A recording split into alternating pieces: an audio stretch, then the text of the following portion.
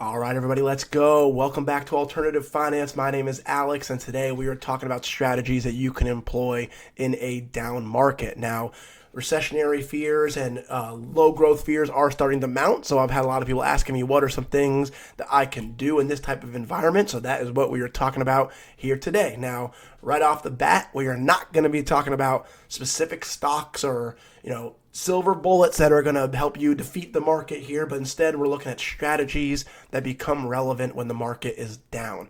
Right, so hopefully we're going to cover some ones that are pertinent to you. If you have any questions about anything in particular and would like to see a video on any of these in particular, feel free to shout and let me know and we will do that. But without further ado, let's jump right into it here and start talking about some strategies in a down market. So what are some things that we can do? You can take a look at the screen and see the things that we will be covering today. Now, I'm hopeful, again, that some of these will pertain to you guys. And if you guys would like to see a particular video going into more detail about how you do any one of these things, feel free to drop a comment or let me know, and I'm happy to do that. But in the meantime, let's start covering them and get on into it. So the very first thing that you can do out the gate is focus on reallocation, right? So you can definitely reallocate your portfolio and make some changes as we go to kind of take advantage or make yourself more defensive or whatever you would like to do. So first things first, let's take a look at some defensive rebalancing. So what is that? So if you are looking to take some risk off the table, particularly if you are invested in some riskier investments, things like high beta stocks, so stocks that move more than the market on average, cryptocurrency, especially if you're leveraged with things like options, definitely you can consider removing some of that risk exposure and going into things that are more conservative and more defensive, such as, defensive equities, things like utilities, consumer staples, things that often pay a dividend, but that will be more, recession proof, if you will, or at least hold up better in a recessionary environment. And likewise, you can look at things like bonds, CDs, and cash vehicles, and maybe make your portfolio a little bit more defensive.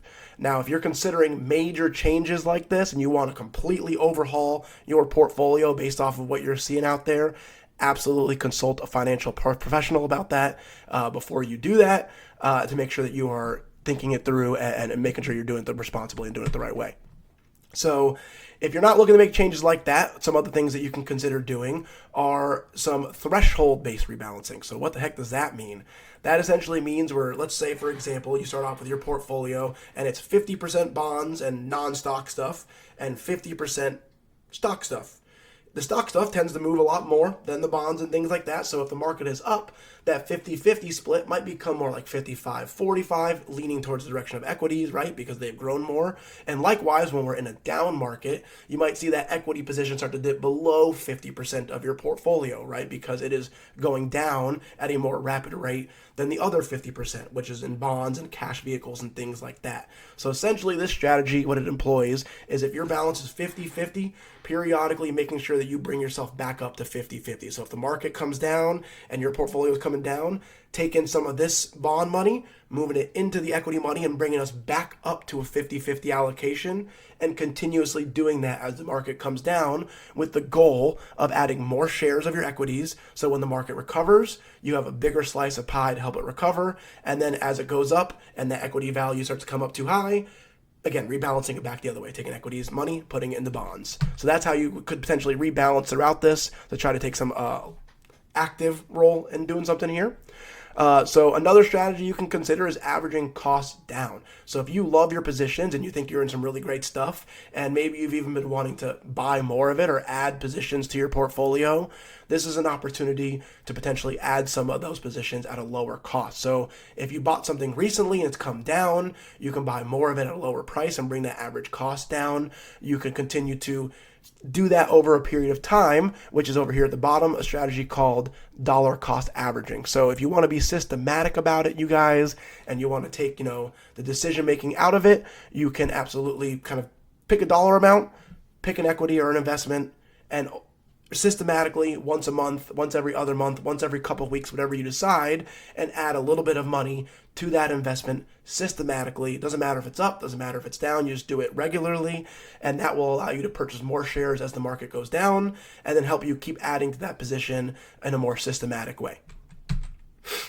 So, what are some tax strategies that we can employ in a down market? So, a big one that I talk to a lot of clients about when the market comes down like this is tax loss harvesting. Now, what the heck is tax loss harvesting. So that is when you sell investments that have lost value to offset gains from other investments. So let's say you have stocks over this 5-year bull run that have been making you tons and tons of money, but you haven't been able to sell them because you don't want to take all those capital gains.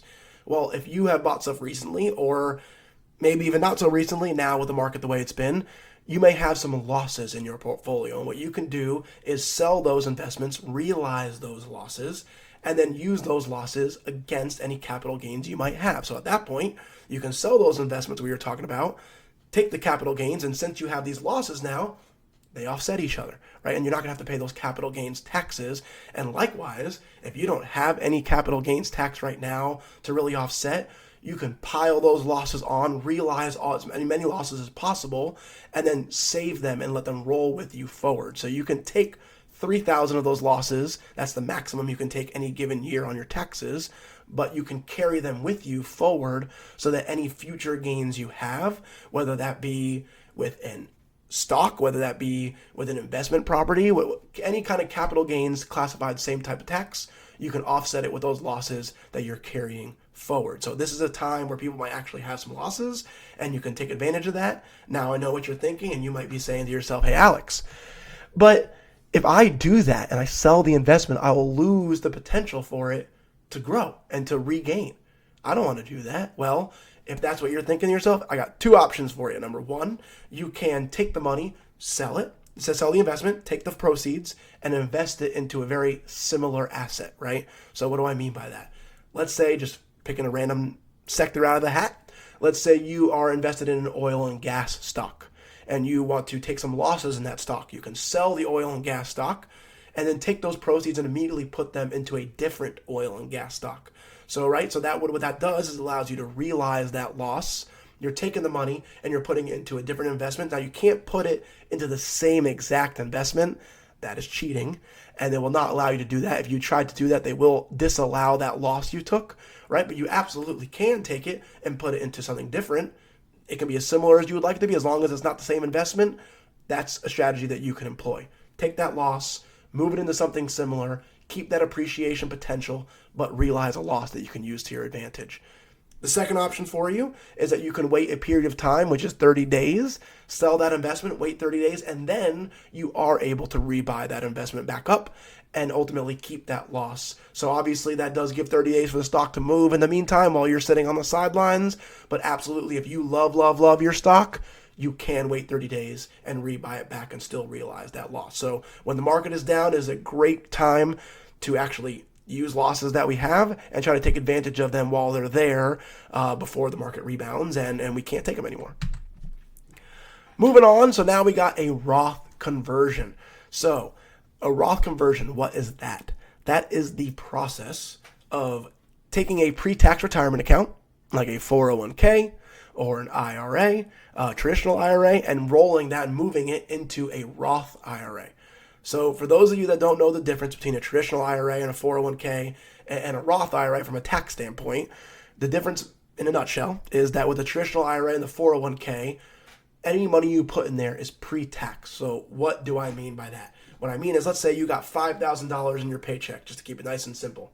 I put $1,000 of that into my 401k or my traditional IRA. At that point, at the end of the year, when the IRS comes for tax purposes saying, how much did you make this year?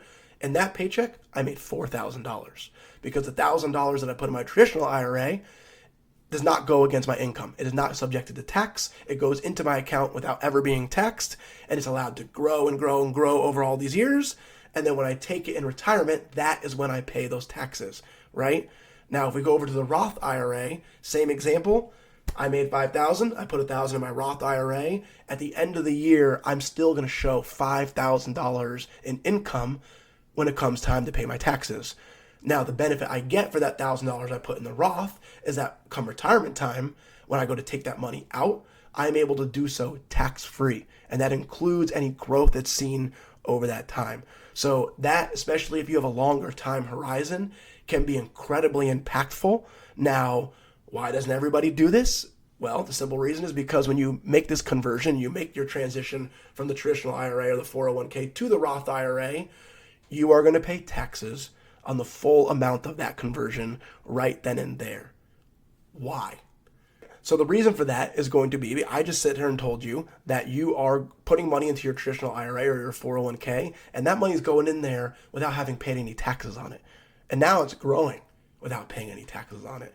And now I'm trying to move it into a vehicle where I will be able to take it out at retirement without paying taxes on it. So somewhere in there, taxes need to be paid, right? There's no loophole to paying taxes. With the traditional IRA, you pay it when it comes out.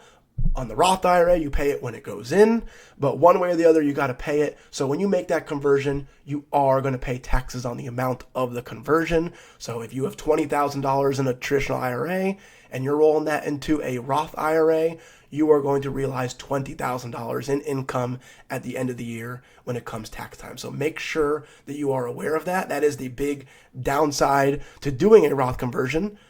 Long term, it can pay off big time, but you are going to pay those taxes in the short term, which is why it's a great time to consider doing it if you are going to consider it when the market is down. Because previously, if your account was $20,000, given the market activity we've seen, maybe it's closer to $18,000, $17,000, depending on your portfolio allocation. And now you can realize $17,000 as income for doing the same conversion that you would have done a couple months ago at $20,000. And you don't have to see that $3,000 come onto you at tax time. So it's a great thing to consider when the market is down because the value of your account is down, which means you'll realize less income when you do the conversion. All right, let's move on. So finally, that brings me to my last really thing that we can talk about here, which is when the market gets crazy, obviously we have the option of diverting funds elsewhere. So when markets get volatile, it can be a good time to looking at putting money into things like home improvement, improving your home, professional certifications, improving yourself and your earning potential, paying down debt, working off bad debt that's crippling our cash flow, building up an emergency fund, savings, ultimately that we can use. If we have an insufficient savings, this is a great time where we're not being rewarded to put in the market, bolster up that savings. And then finally starting a business, right? I mean, some of the best businesses in the world were built at times like this when the economy got rough and there was an ability to seize that opportunity. So that kind of brings me to my final point, which is closing thoughts. First and foremost, consult your financial professionals. Please, please, please, before you make any drastic decisions of any kind, definitely consult your people.